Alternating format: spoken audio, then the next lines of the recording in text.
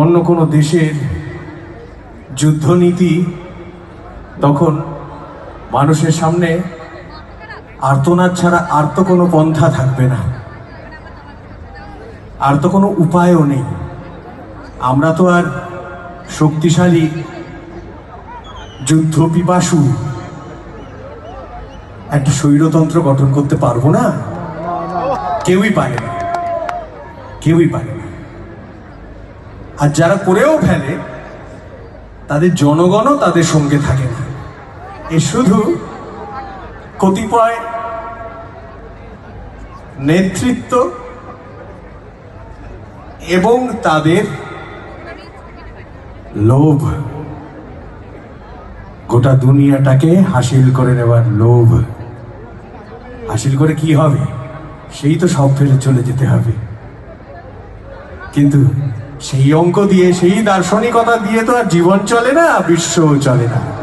কাজেই বারবার হিংসা জিতে যায় এবং আমরা মাঝে মাঝে ভুল করে সেই হিংস্রতাকে সেলিব্রেট করেও ফেলি। যুদ্ধের সময় সেলিব্রেট করি, আর যখন ব্যক্তি মানুষকে হত্যা করা হয় সেটাও কিন্তু তারই বরফ গোল এফেক্ট, স্নোবল এফেক্ট, এই গড়াতে গড়াতেই হচ্ছে।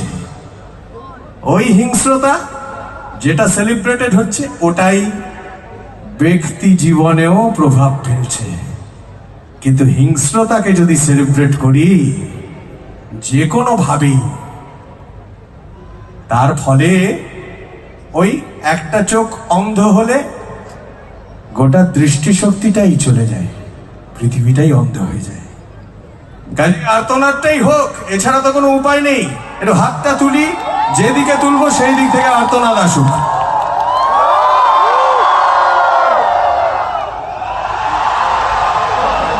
এই আর্তনাদ এর সঙ্গে প্রতিরোধও মিশে যাক, অসুবিধা তো নেই।